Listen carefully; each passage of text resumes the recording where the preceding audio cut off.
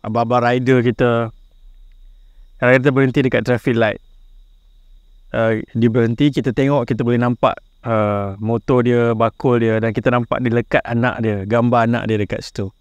Hanya dengan lekat gambar tu kita tengok tu, kita rasa macam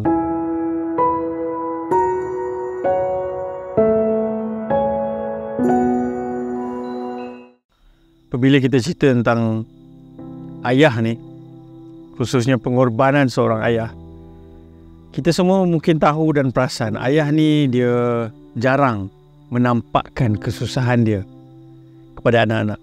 Dan kita pun tersentuh hati kadang-kadang tengok abang-abang rider kita, kalau kita berhenti dekat traffic light, dia berhenti, kita tengok, kita boleh nampak motor dia, bakul dia, dan kita nampak dia lekat anak dia, gambar anak dia dekat situ. Hanya dengan lekat gambar tu kita tengok tu, kita rasa macam touching dah. Dalam keadaan dia sedang tunggu di traffic light, hujan lebat, dan dia sanggup redah tu sebab dia nak bawa balik makanan untuk anak dia. Ataupun kita lihat gambar-gambar sebahagian ayah-ayah ataupun rider-rider yang terpaksa bawa sekali anak, dokong sambil bawa dan hantar barang makanan. Dan demikian juga ayah-ayah yang dalam pelbagai sektor pekerjaan, buruh, ada yang meninggalkan anak-anak jauh seberang laut datang bekerja, jumpa anak setahun, 2 tahun sekali. Pengorbanan-pengorbanan yang mereka tak ulang, mereka tak sebut-sebut, tapi bila kita tahu mereka lakukan, dia ada tempat yang sangat special dalam hati kita, dan dia buat kita sebab orang selalu ingatkan kita tentang pengorbanan ibu, tapi ayah ni kadang-kadang dia sendiri membesar, mungkin atuk kita tak touching dengan dia, so dia dengan kita tak touching. Dia mungkin tak peluk, dia mungkin tak belikan kita hadiah yang sweet, tapi sewaktu kita lena tidur, kita takkan nampak dia bekerja keras untuk kita. Dan ini mengingatkan dalam sirah Nabi SAW, ada satu watak yang sangat popular, nama dia Zaid ibn Harithah. Zaid ibn Harithah radhiyallahu anhu adalah satu-satunya sahabat Nabi yang disebut namanya di dalam Al-Quran. Tapi yang saya nak cerita ni bukan kisah Zaid itu, tapi kisah ayah kepada Zaid, yang mana dia ada 2 ayah, ayah kandung dan juga ayah angkat. Ayah kandungnya nama dia Harithah, tinggal di Yaman, jauh.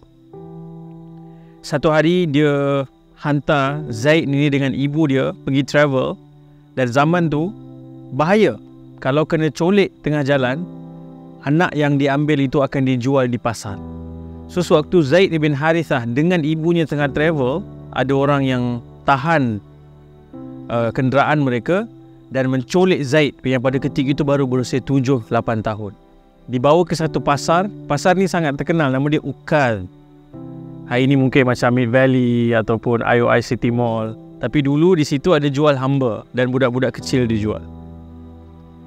Allah SWT plan bagi Zaid bin Harithah ini satu perjalanan yang mana dia telah hilang daripada ayah kandungnya, kemudian dia telah dibeli oleh seorang lelaki nama dia Hakim ibn Hizam yang menghadiahkan Zaid kepada Khadijah radhiyallahu anha sebelum berkahwin dengan Nabi SAW. So waktu Khadijah dan Nabi SAW berkahwin, kan hari ni kita kahwin, kita ada tukar dulang kan, 7 berbalas 9, ada jam tangan, ada beg tangan. Zaman dulu salah satu hadiah yang diberikan waktu perkahwinan tu adalah hamba ataupun budak yang dibeli di pasar tadi tu. So Khadijah radhiyallahu anha menghadiahkan Zaid ibn Harithah kepada Nabi SAW.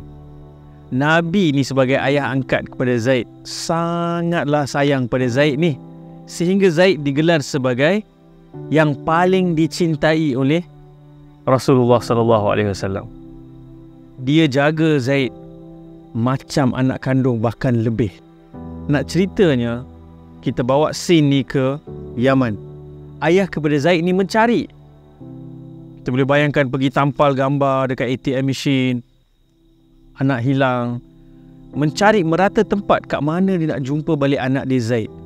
Sehingga satu tahun tu, saudara mara kepada Zaid bin Harithah ni datang buat haji, dan mereka ternampak Zaid, dan mereka selidik, mereka dapati, oh Zaid ni sekarang hamba kepada ataupun anak kepada Muhammad sallallahu alaihi wasallam.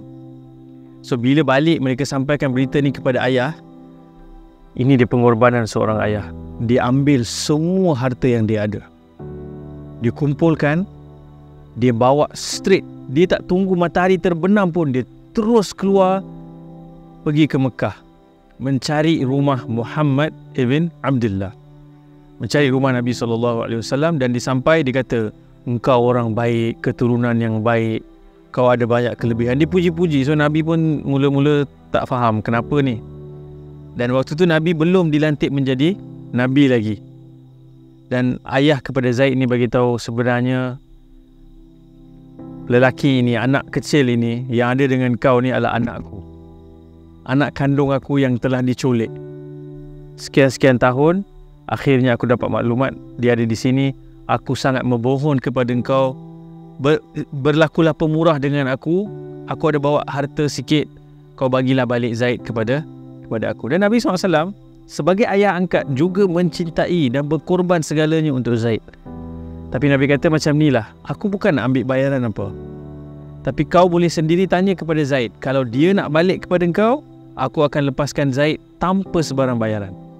Tapi kalau dia nak stay dengan aku, kau kena bagi dia stay dengan aku. Sebab Nabi SAW pun sayang kepada Zaid.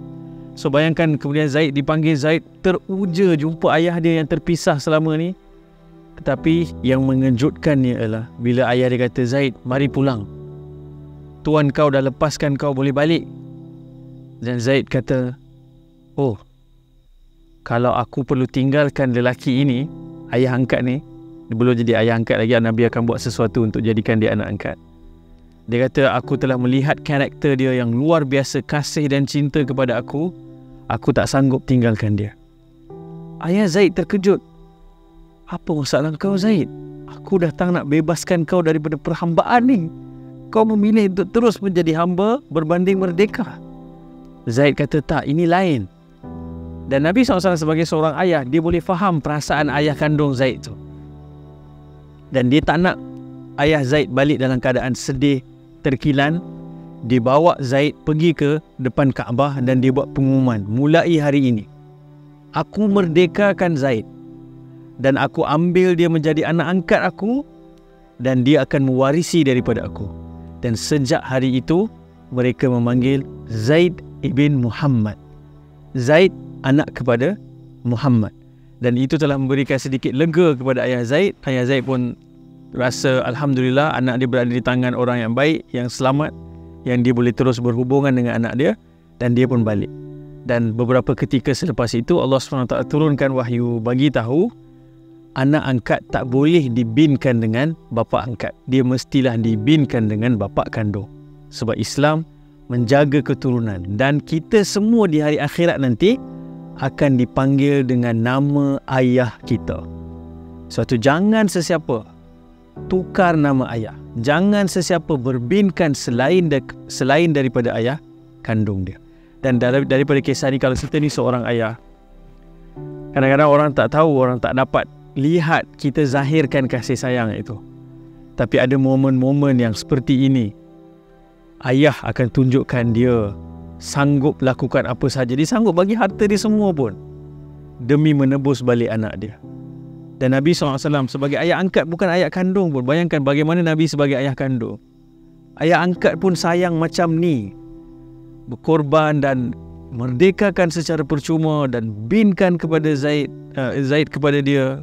Dan nanti kita boleh lihat Zaid adalah kesayangan, kecintaan Nabi. Nabi kalau SAW tengah duduk, Zaid datang, Nabi akan bangun, Nabi akan sambut, Nabi akan peluk Zaid, nak tunjukkan kerapatan, kedekatan.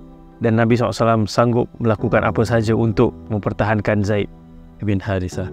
Sebagai ayah-ayah, mungkin kita jarang mendengar pujian. Orang tak nampak kita bekerja susah payah di terik panas atau hujan. Orang mungkin tak nampak kita ni ayah yang loving, ayah yang mungkin sweet.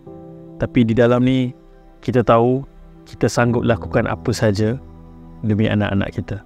Semoga perasaan itu terus mekar sehingga kita menghembuskan nafas yang terakhir dan dikenang sebagai ayah yang terbaik. Sekian, Assalamualaikum warahmatullahi wabarakatuh.